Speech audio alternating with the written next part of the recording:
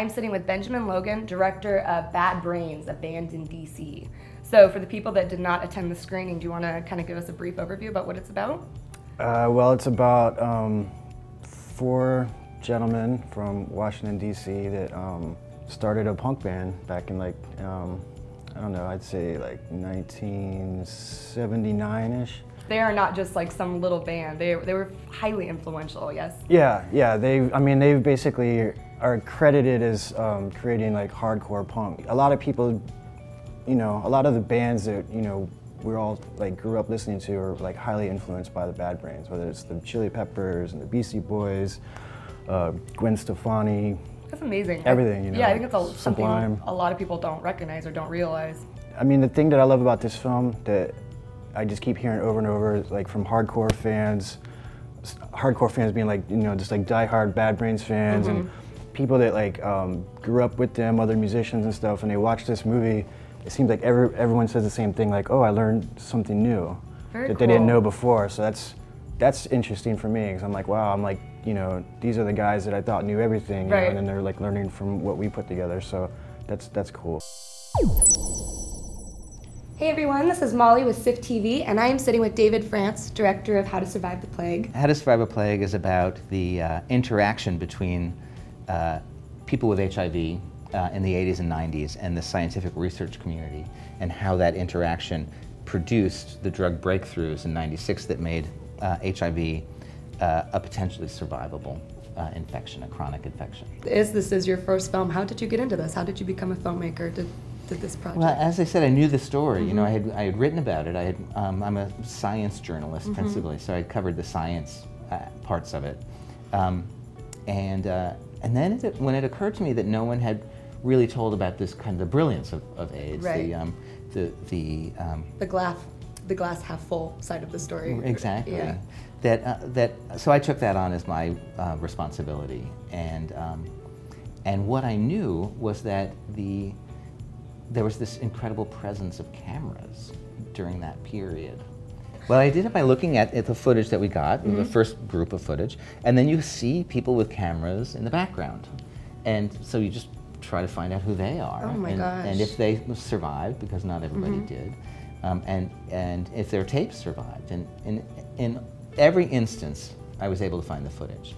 That's amazing. Too often, the people didn't make it, but their footage remained. Their footage lived on. Is there something when you sit in the theater with the audience that you hope they walk out of the theater with after seeing this film, that they walk away knowing? Well, the history of AIDS, at least as has been told in films before, and books and plays and whatnot, has been a history of sadness and tragedy. Absolutely. And although that was and is true, that was part of the history, it's only part of it. That the other part was really about this soaring ability of individuals to make a difference, to actually take on something that was so much larger than them and do something about it.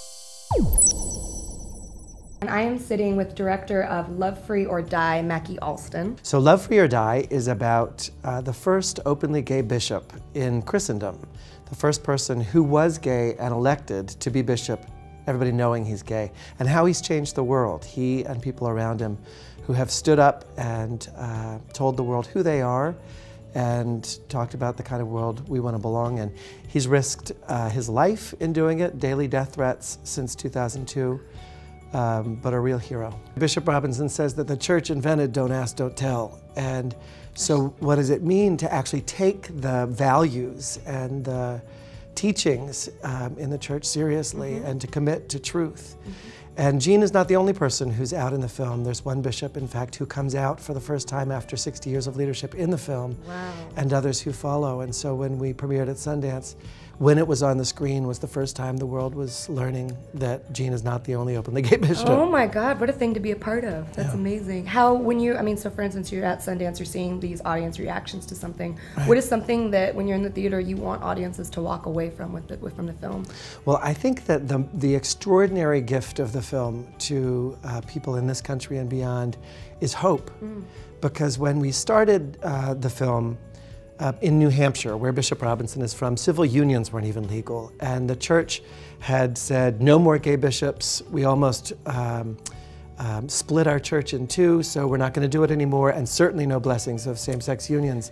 And by the end of the period during which we filmed 4 years later, we're in a small church in a working-class town in New Hampshire where Bishop Robinson is legally performing a gay wedding, both legal in the state of New Hampshire and legal in the church. We've seen the systems of church and state move thanks to courageous leadership like Jean's. Yeah. Again, this was such a pleasant interview. I think that this is an important one to see, Love Free or Die. And I'm with Macky Alston, and this was Molly with another Filmmaker interview.